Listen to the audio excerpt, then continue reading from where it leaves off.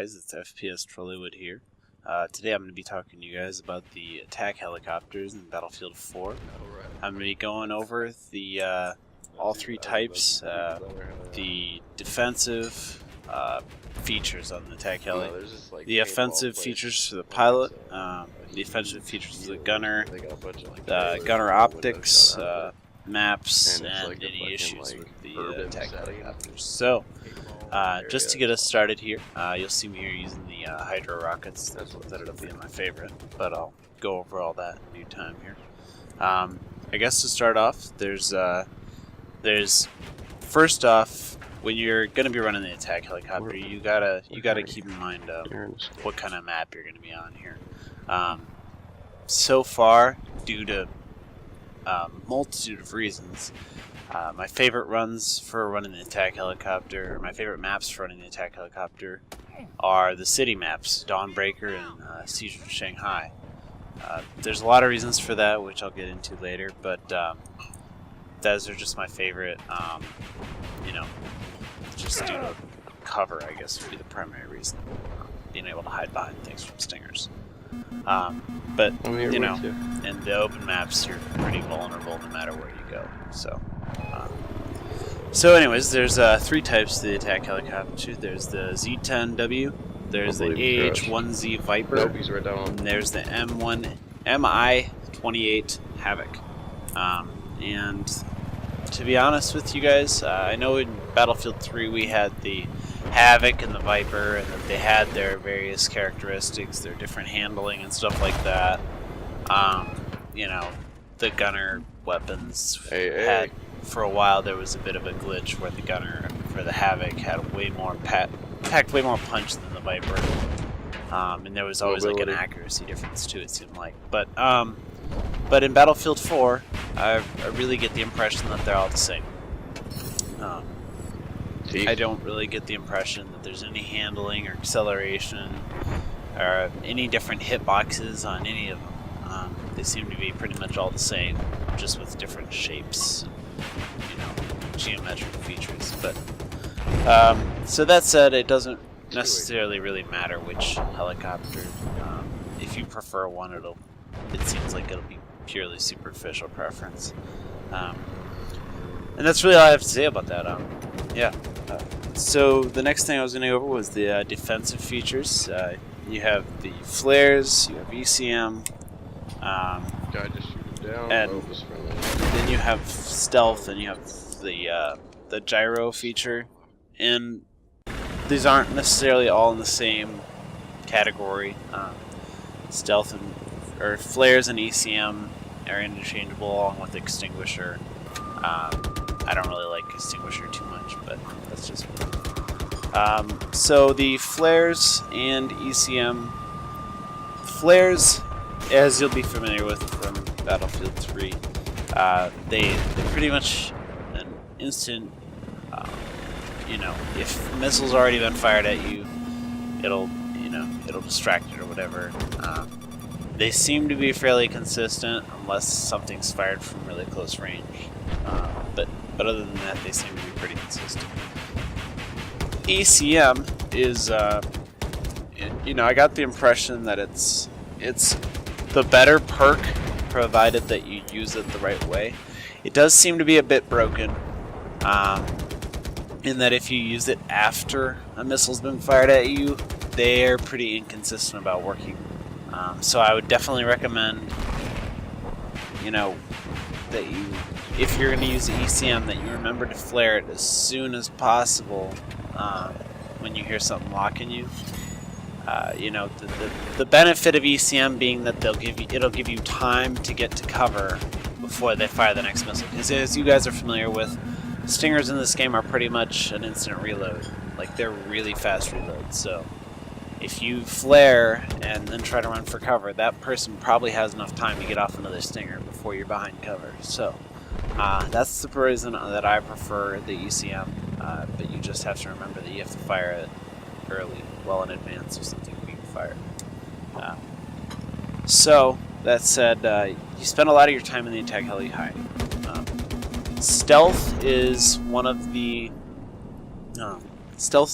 perks available and it has the bonus of making it harder for someone to lock you. It takes a little longer for them to lock on, but once they've locked onto you, everything else is pretty much the same. So that's really the only benefit, is that it takes them longer to lock on. So don't think that it's going to make the missile impact less or anything like that. It doesn't. So just keep that in mind. The gyro feature is basically when you get hit by things, you tend to tip over, especially if they get a mobility hit. And the gyro feature basically just makes it easier for you to keep your heli upright.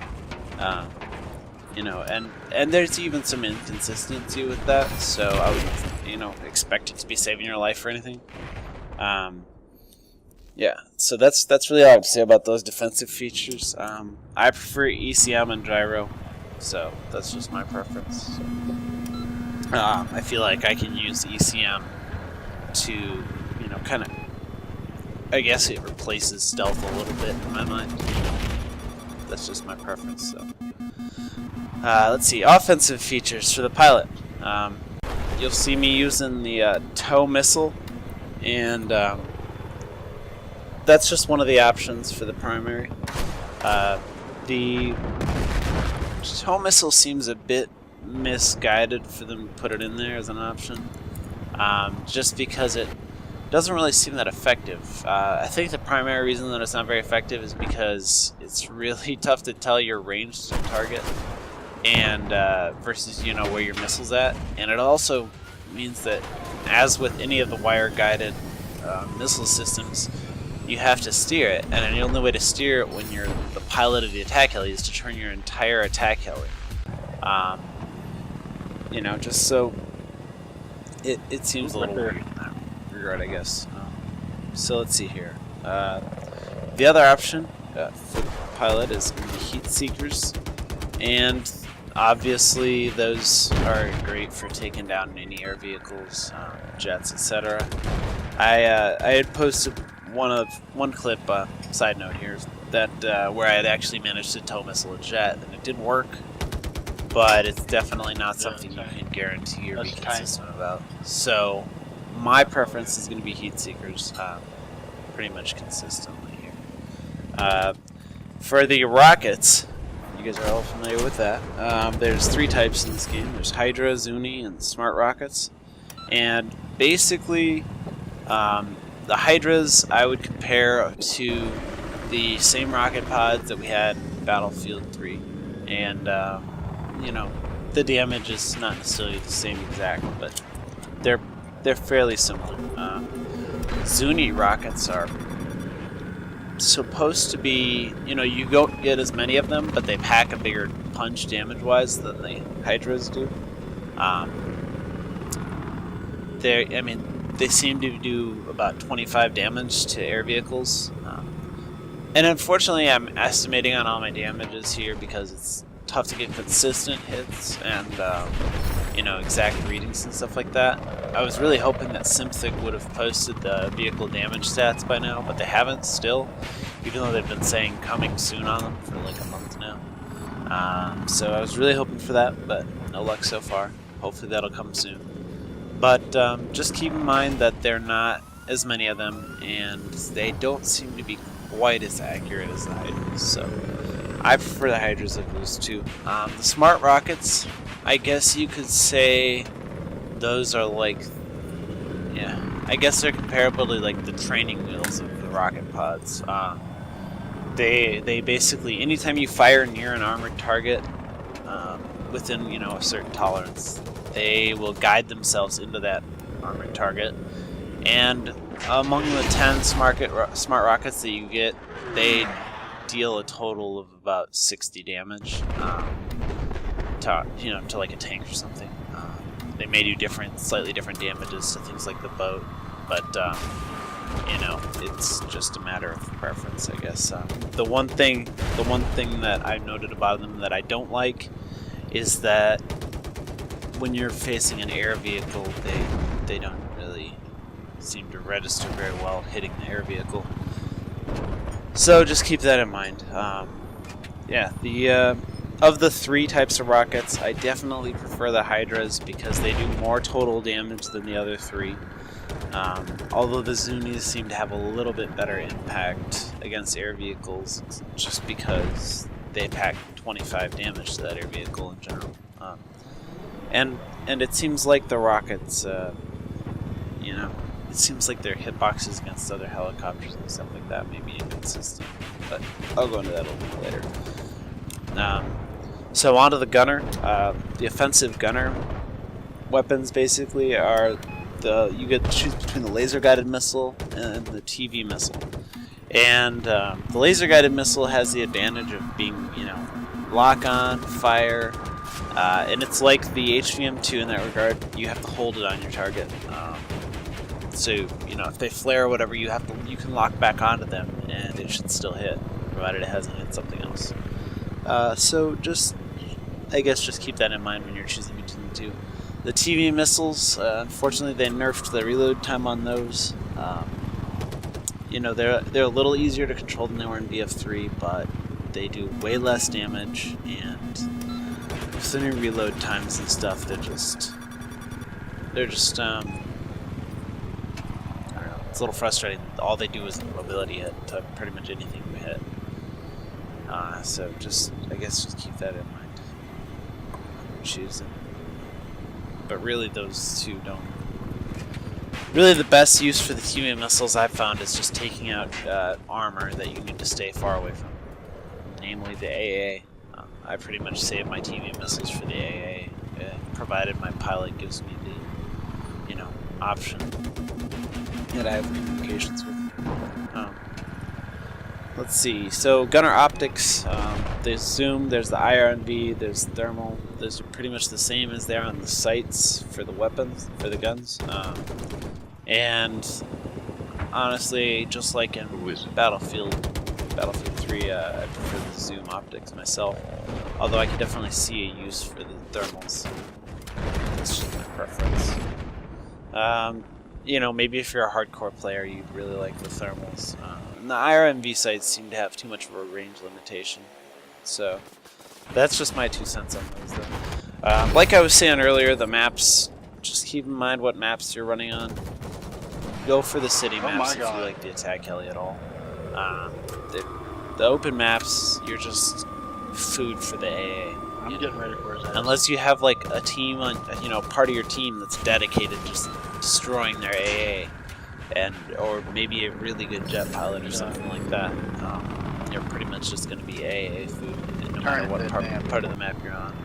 If it's one of the open maps, the best tactic for taking out the AA is definitely staying behind cover, giving your gunner a TV missile shot on him, and, you know, hitting him once, hitting him twice, and then go in for the rocket pods as needed. That's definitely the best strategy for taking him out. You gotta stay out of his sight until he's already totally screwed, and then only then can you go up. But on maps with like instant respawn and stuff like that, you're pretty much gonna be screwed if, you know, they have somebody who likes the AA. It's just gonna be obnoxious. So, let's see, problems with the attack helicopter. There are problems. The number 1 problem, the AA. And the fact that they're also just kind of jet food right now. Just the way they made it. I mean, I try to get, you know, I've got a couple clips there where I took out some jets with it, but it is difficult to do that while managing the AA and the 40 guys with stingers who are all looking for an attack helicopter. So just play it safe, really. You know, the attack helicopter in general is just very, very different from Battlefield 3. In Battlefield 3, it was a fast-paced, you know, hard turns, kind of, you know, you could even use it close in or far out. In this game, you've pretty much got to be at a medium range, and you've really just got to take your time. That's why these clips are so long, that's why these videos can be so long. But it's just taking your time and just kind of